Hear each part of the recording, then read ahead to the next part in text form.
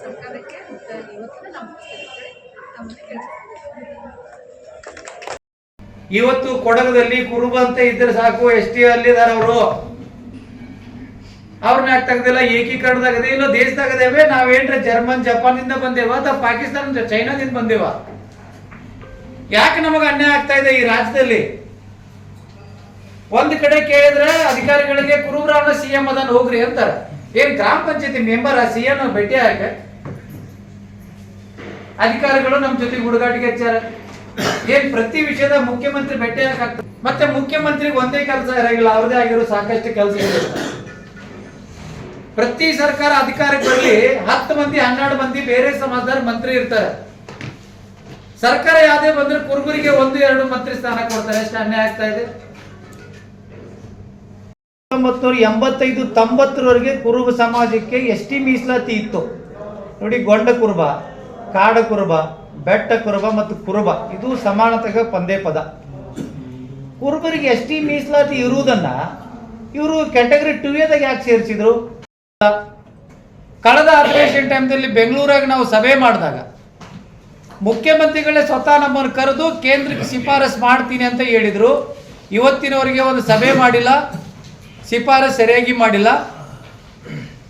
ರಾಜ್ಯ ಸರ್ಕಾರ ಮಾಡ್ತಿರೋ ತಾರತಮ್ಯ ವಿರುದ್ಧ ನಾವು ಇದೇ ಡಿಸೆಂಬರ್ 15ಕ್ಕೆ ಚಳಿಗಾಲ ಅಧಿವೇಶನ ಬೆಳಗಾವಿಯಲ್ಲಿ ರಾಜ್ಯ ಸರ್ಕಾರಕ್ಕೆ ಒತ್ತಾಯ ಮಾಡ್ತೇವೆ, ಕೇಂದ್ರ ಸರ್ಕಾರ ಕೂಡ ಒತ್ತಾಯ ಮಾಡ್ತೇವೆ. ಇವರು ಸರಿಯಾದ ರೀತಿಯಲ್ಲಿ ಮಾಹಿತಿ ಕಳಿಸದೇ ಇದ್ರೆ ಬರೋ ದಿನಗಳಲ್ಲಿ ಇಡೀ ರಾಜ್ಯಾದ್ಯಂತ ಕುರುಬ ಸಮಾಜದವರು, ಇತರೆ ಎಲ್ಲ ಸಂಘಟನೆಯರು, ಮಠಾಧೀಶರ ನೇತೃತ್ವದಲ್ಲಿ ಉಗ್ರವಾದಂಥ ಹೋರಾಟ ಮಾಡೋದು ಅನಿವಾರ್ಯ ಆಗ್ತದೆ. ಮತ್ತು ನಾವು ಏನು ಹರಿಯಾಣದಲ್ಲಿ ಆಗಿತ್ತು, ಮನಮೋಹನ್ ಸಿಂಗ್ ಅವರು ಪ್ರಧಾನಮಂತ್ರಿ ಇದ್ದಾಗ ಹರಿಯಾಣ ಜಾಟ್ ಸಮಾಜದವ್ರು ಮಾಡಿದ್ರಲ್ಲ, ಅದೇ ನಿಟ್ಟಿನಲ್ಲಿ ಕರ್ನಾಟಕದಲ್ಲಿ ಕನಿಷ್ಠ 65-70 ಲಕ್ಷ ಕುರುಬರಿದ್ದೇವೆ. ನಾವೆಲ್ಲರೂ ಬೀದಿಗೆ ಇಳಿದು ಹೋರಾಟ ಮಾಡಿದರೆ ಸರ್ಕಾರ ನಡೆಸೋದು ಕೂಡ ನಿಮಗೆ ಕಷ್ಟ ಆಗ್ತದೆ. ಮತ್ತು ನಾವೆಲ್ಲ ಅನಕ್ಷರಸ್ಥರು ಜಾಸ್ತಿ ಇದ್ದೇವೆ, ನಮ್ಮ ಮೀಸಲಾತಿಯಿಂದ ವಂಚಿತರಿದ್ದೇವೆ. ಈ ನಿಟ್ಟಿನಲ್ಲಿ ಉಗ್ರದಂಥ ಹೋರಾಟ ಮಾಡೋಕ್ಕಿಂತ ಪೂರ್ವದಲ್ಲಿ ಮುಖ್ಯಮಂತ್ರಿ ಸಿದ್ದರಾಮಯ್ಯನವರು ಕುರುಬರ ಓಟ್ ಹಾಕ್ಕೊಂಡು ಇವತ್ತು ಕಾಂಗ್ರೆಸ್ನ ಅಧಿಕಾರಕ್ಕೆ ತಂದಿರಿ.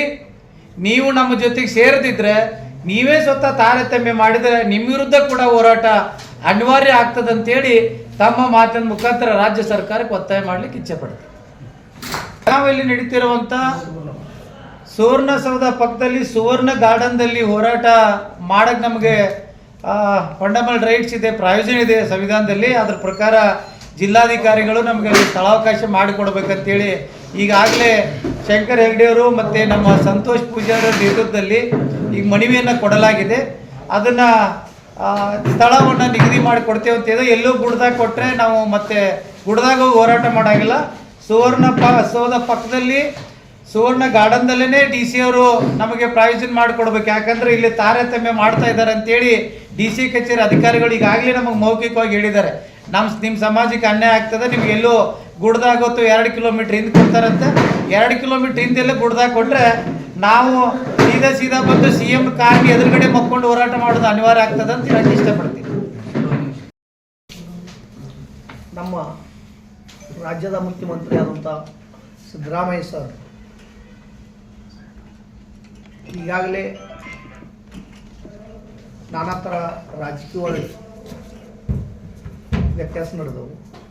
ಅದಕ್ಕೆ ನಮ್ಮದ ಕರ್ನಾಟಕ ಕುರುಬರ ಸಂಘ ಹಾಗೂ ನಮ್ಮ ಅಹಿಂದ ಸಂಘಟನೆ ಸಂಘದು ಎಲ್ಲರೂ ಕೂಡಿ ಸಿದ್ದರಾಮಯ್ಯನ ಜರ ಮುಖ್ಯಮಂತ್ರಿಯಿಂದ ಇಳಿಸಿದ್ರೆ ಕರ್ನಾಟಕದಲ್ಲಿ ಅತಿ ದೊಡ್ಡ ಉಗ್ರವಾದ ಹೋರಾಟ ಇಳ್ಕೋಬೇಕಾಗ್ತೈತಿ. ಅದಕ್ಕೆ ಇನ್ನೂ 2.5 ವರ್ಷ ನಮ್ಮ ಸಿದ್ದರಾಮಯ್ಯ ಸರ ಮುಖ್ಯಮಂತ್ರಿಯಾಗಿ ಮುಂದೆ ಬರಲಿ ಅಂತ ಮಾಧ್ಯಮ ಮುಖಾಂತರ ಹೇಳಕ್ಕೆ ಇಚ್ಛೆ ಪಡ್ತೀನಿ.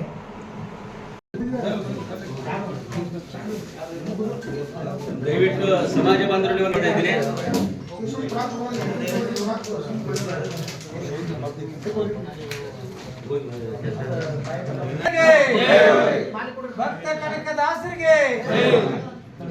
ಪದಾಧಿಕಾರಿಗಳು ತಮ್ಮ ಊರಿಗೆ ಹೋಗಿ ನಮ್ಮ ಈ ST ಸಮಾವೇಶದ ಬಗ್ಗೆ ಹೇಳಿ ಜನರಿಗೆ ಕರ್ಕೊಂಡು ಬರೋದಂತ ಜವಾಬ್ದಾರಿ